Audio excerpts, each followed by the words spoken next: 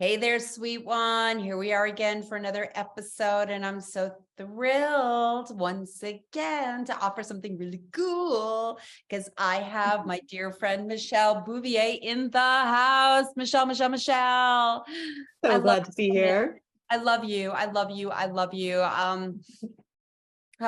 We've been dancing energetically and then in person because sometimes we meet people virtually and we don't get to see each other in person for a long time. And we recently got to hang out in the lovely Santa Cruz and get to know each other. And I'm just so thrilled to share your work here. You're doing such great work in the world. Thank you, as are you, Judy Moon. Aw, thanks, honey. Thank you. And you might be wondering, well, that's great that you love her, but why should we listen? So let me tell you a little bit about Michelle. She is a multidisciplinary movement specialist, yoga therapist, teacher, trainer, and creator of the cutting edge Kutilaa School of Embodied Resilience. I definitely have to ask you what Kutilaa sounds like. It's so cool. Always a daring trailblazer, Michelle trains the next generation of yoga and movement teachers to break free of rigid, linear paradigms of movement, thought, and leadership as a path to transform lives and change the world. Rooted in passionate, continuing study of ancient teachings, meeting modern science, Michelle's decades of experience and groundbreaking work are helping lead the revolution and evolution of integrative embodied practice for personal and collective resilience. And this work to me is like, it taps into every aspect of our life. And I just thought, wow, this is something that we've touched upon in different episodes. And I really want to dive in with you because this is just so beautiful, being embodied and embodied awareness and bringing that into, our social environments and how we open our hearts and connect with others. I mean, So why don't we just dive right in, like embodied awareness? I'd actually like to just start there. Well, actually, no. We've got to start with Kutila. What is Kutila? Kutila is a Sanskrit word that refers to a three-dimensional spiral flow, like water going down the drain. It's also another name for Kundalini. And in the movement science that I study, everything ends up going into that pattern. And so for movement practices, whether they're beginner and simple or really complex, that becomes sort of the fundamental pattern of the life force intelligence inside of us. Ooh, yeah, glad I asked. I love it. I love it. Yeah, that's so beautiful. And so going back to the original question that I postponed till now, embodied awareness, what does that really mean to you? And how does that translate into dating and connecting and partnership, and of course, the relationship to ourselves? Yeah, so we're living in such a technologically focused world, and our mind is always outside of ourselves. Plus, many decades we've come through sort of a mainstream sort of suggested understanding, like the brain is the top at the hierarchy of our human capacity. And what we're finding now is our brain is in our tissues. Our nervous system is really the gatekeeper of personal growth, of connection, of relating, of authenticity, of feeling safe in any situation. So embodied awareness is being able to be sensitive enough and present enough in any moment to read the signals that your nervous system is sending through physical sensation, or even just, when we have that gut feeling, that's literally because we have so much of our nervous system in our gut. And, there's even a new term called neuroception, that if you have someone walk in a room and you light up or you shut down, there's something being read there through this almost like a seventh sense, sixth or seventh or eighth. Like, I actually was reading something proposing that we have like 30 senses. There's so much more underneath the surface that is really speaking to us about what's happening in the world. And so when we have a really good communication with those signals, I find that we're more able to understand, if we need to change something, where we can open and be more in connection, where there is an alignment, energetic resonance with, one person or a whole situation, and then make good choices from something that's kind of a deeper wisdom than our monkey mind. Yes. And so important when somebody's dating somebody who's just starting to be with somebody, because a lot of the women that I work with and a lot of women that come to me and ask me questions, they're coming from their head. They're like, well, I know my red flags and I'm looking for those red flags and I've got my list and I've journaled and I've figured it out. Like it's all in their head. And that's important. We need to know what's, what it is that we're looking for and the things that we need to heal and all that. And if we're not in touch with that piece, oh my God, you go on a date. And if you're just in your head and you're missing that gut and you're missing that wisdom, this is huge. And so I love, that's one of the reasons I have you on this show right now, because this piece to have people drop in and feel, we don't know how to do that. We've not been taught how to do that. And it's people like you that are really slowing it down and going, hey, here's an opportunity. And we're going to be talking about some of these things that they can actually do right away later in the podcast. So I'm excited. I'm excited to share some tips of yours. So good. So good. So, dropping in, connecting, opening, wisdom, how, like you mentioned it as a practice, an embodied practice. Maybe share with us what that actually means, like a practice, and how does it connect to actually self-love and taking care of ourselves? Yeah, so it's not, like you said, it's not something we've been taught, even though I would vote that we should have been.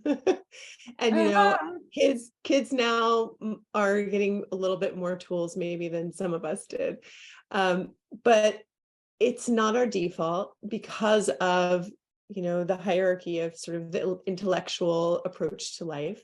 And so it does take, ideally a little bit of a daily moment where there's just some kind of mindful being with yourself. It's actually so simple. It's carving out the time and wondering what that looks like. That is the hardest part.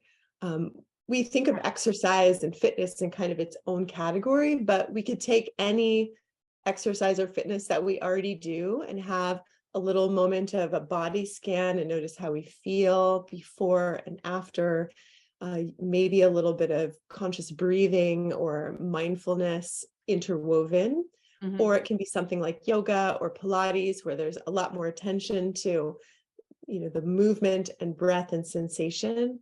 Or it could even be something really restorative or self-massage with a ball on the floor, which is like my favorite, where, there's all different levels of effort, but it's really about what's called interoception, which is the inner felt sense. Proprioception is where we are in space. Interoception is right now, as you're listening, wherever you are, feel the space behind your sternum. Feel inside of your rib cage.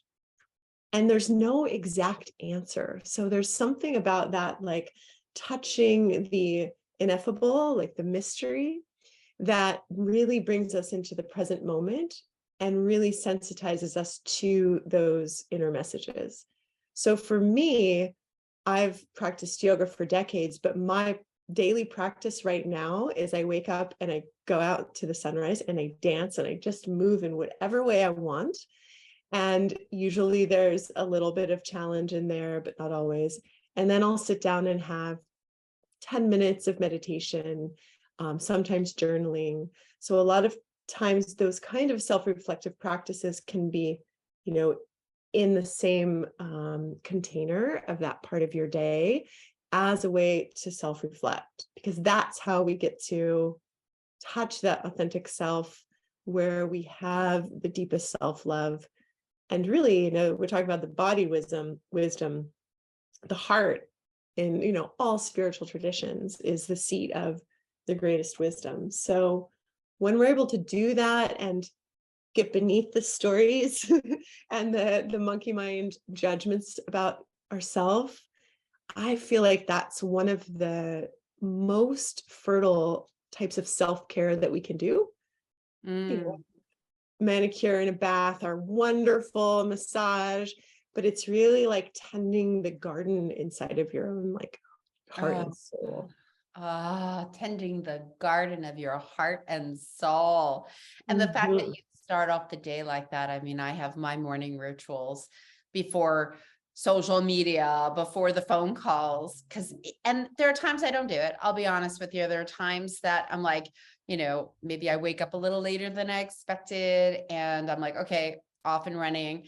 It's not the same day. It's not the same day where I have taken that time to have that practice, that deep connection, that slow time to really check in. And it is so nourishing and so supportive. And to me, it's like insurance for the rest of the day. Like I filled my cup up and I didn't start empty. So I love that you're sharing your ritual and getting closer and closer to the sunrise. We'll see. We'll see if that happens. It's easy when I travel because I'm like, I'm already up because of the time change. But I'm like, oh, I've always been a night owl, working on it. Yeah, that's just what's working for me now. It's not always the sunrise. Yeah. Right. It's work in progress, shifting life, all that stuff. You also mentioned that this type of work is really good for diffusing stress. Is it because we're so in tune? Is that how you view it?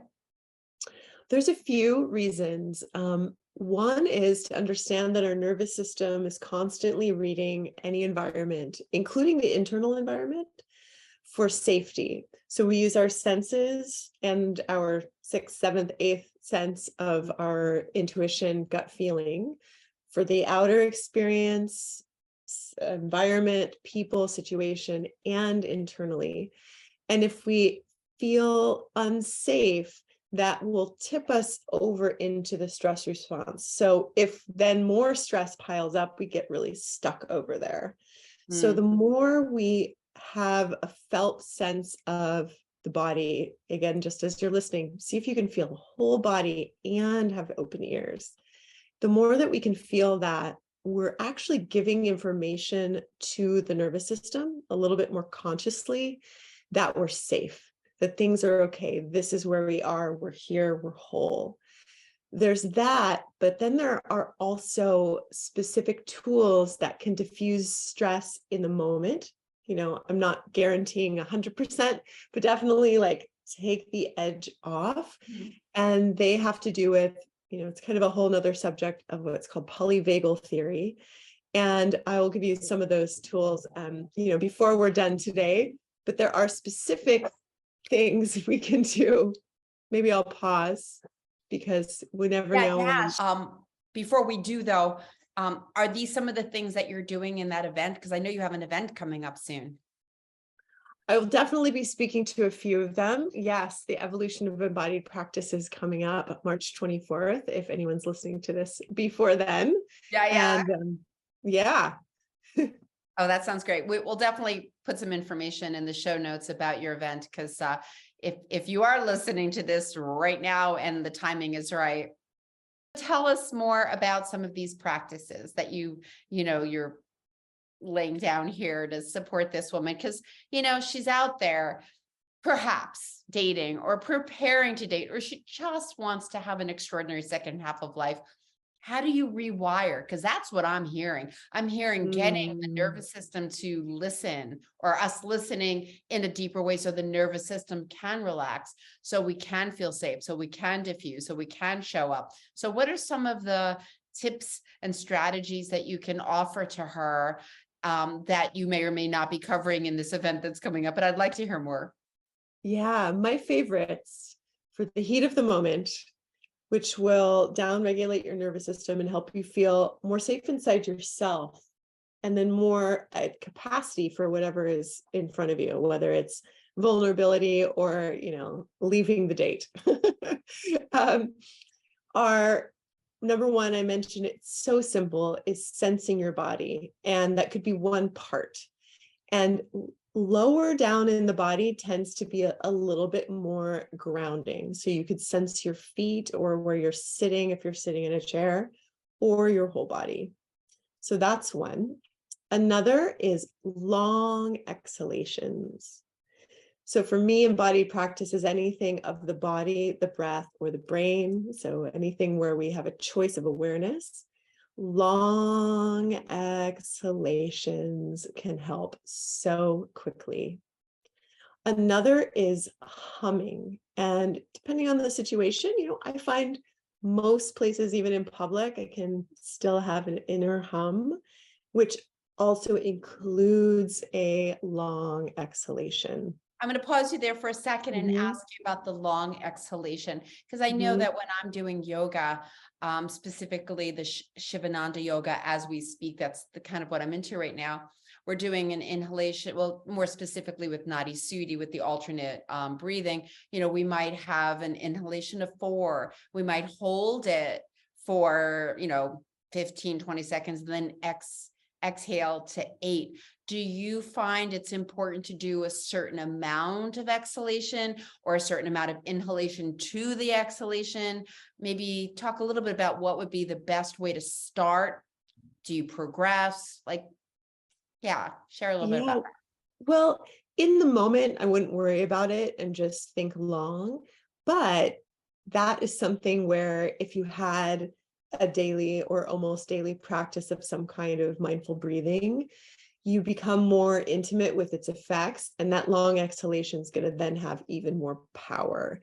And so I've worked with lots of different ratios. I wouldn't say that there's anything in particular to say other than try like a buffet and see what really resonates for you. Nice. So anyway, you were sharing some other things. Was there something else you wanted to share with her? Yes. So touching, having hands on yourself. So we're wired for connection, we're wired for touch, and we can get it from others. We might have heard, that hugging increases oxytocin and also the nervous system safety. And if that's not available, just putting your hands on your heart. I mean, maybe you can try it as you're listening, kind of like a butterfly, and it's kind of like a hug, but you're also tuning in and listening inside of your heart. And I've learned this as Svabhava Mudra in a yoga traditions. And that means the essence of the self, or the feeling state of the self. So the essence of the, what did you say? Of the self. The essence of the self. And it even gets better if you give some little circles, like a little massage. Oh, definitely do this, sister. It feels really good. It feels so good. My ex-boyfriend, might as well mention it, right before we would go to bed, he would always do this to my chest. Maybe I'll incorporate it in my new relationship. Honey, can you rub my chest? Because I find this so soothing. And if you don't have somebody next to you that can do it, here we are, because we can do it for ourselves, inviting this yummy energy in. So you just stood up and put your hands on your belly too. Tell us what you're doing now. Yeah, so you can keep one hand on the heart, one hand on the belly, and just feel for your breath. So it's kind of like a closed circuit where that's helping you become more aware of your breath, but also feeling the actual movement of your rib cage and your belly gives you even more of that sensory loop of safety. You can also give some belly circles, kind of like the heart, because we have belly rubs too. because we have so much of that the gut brain connection is so real. And we're finding out so Yeah. much more about it too. Oh my gosh, absolutely. So beautiful, so easy to do. Just think So if you're like easy. out in the world and there's something that stresses you, you could do this. You could be in traffic and be late, or someone might have cut you off, or you might be in the grocery store and you're just feeling some tightness. It's like, oh my God, how easy it is to just put your hands on your chest and rub, put your hands on your belly. No one's gonna know what you're doing, but you will. Mhm. It's awesome. I have So one more for you. yeah, This is a please. little different. This is before, is you power pose. And if Oh yes. anyone has heard of power posing, Amy Cuddy has an incredible TED Talk about research around 2 minutes of holding an expansive, where you get bigger posture, hands on the hips with your chest lifted. You could do this like in a bathroom stall for a minute or two with a big It's like a smile. superwoman stance, right? Yes. I am woman, hear me roar. And you really just feel your feet on the ground, and you feel the empowered, embodied awareness of these big poses. They can change our neurochemistry very quickly and very dramatically, so that we have more confidence, more courage, like in those little moments of eye contact and being authentic and truthful and honest in any situation.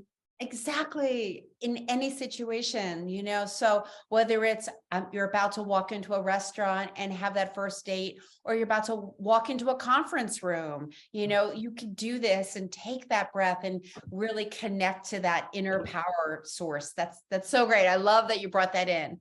I do want to ask you, I'm going to kind of go back a little bit with the Mhm. movement and breath when it comes to transforming and digesting big emotions, because I know what you're sharing can really do some deep healing work. Can you speak to that? Yes, there's kind of two pathways. One is where we allow a deep rest, like a true deep rest that our society doesn't so often allow us. This is becoming a bigger conversation. I don't know if you know about the nap ministry, and like rest is revolution and rest is resistance. You can use things like restorative yoga and body scans, yoga nidra, that are still embodied practice because they're involving mindfulness in the body, for a really deep unwinding, where we're holding patterns, grief, trauma, although trauma therapy is its own lane, to have that deep unwinding. And then there's the path of like working it out, right? So if anyone who's listening has ever felt more clear after dancing or running or something that's rhythmic, there's a really incredible power of rhythmic motion, even just a walk, right? Where we have a right, left, contralateral, back and forth patterning, helps our brain process, even if we don't have to think about it. And rhythm that is repetitive, where you can lose yourself kind of in a trance. My favorite is hula hooping, because it's also so playful, has so much power to free up the emotions that, like, oh, they're holding a lot of charge and you need to like churn with them. The hula hoop for me, even this week, I took it to the beach. Whew, I needed that. I felt so much more clear and joyful afterwards. Oh, that sounds amazing. Mm. So you've got your event coming up. What's the name of it again? The evolution of embodied practice. Okay, so we're definitely going to put that in the show notes. And I know you also have a free gift for this, sister. You want to share what that is? Yes, no matter when you're listening to this, I have a free gift that's a 3-part workshop that's all pre-filmed, called Vitality and Freedom for Body and Mind. So it's tapping into practices of the body, breath, and brain to optimize your vitality, your energy, and freedom as a state of readiness for anything. Ah, I love that. Oh my God. So great, honey. So great. Thank you. Thank you for sharing your wisdom and your life's work and just your beauty here. I know these are golden tips for her. So really appreciate you carving out some time. Thank you. I so hope that they are in support of more love in and out. Yes, yes, yes. All right, soul sister, that is our episode for today. Please like and subscribe, share it with your soul sisters, and practice this beautiful technique or techniques, hands on your chest, your belly, your breath, the slow breath, dancing, hula hooping, whatever it is. Take it on the road and bring it inside because that's precious. And until we meet again, mwah.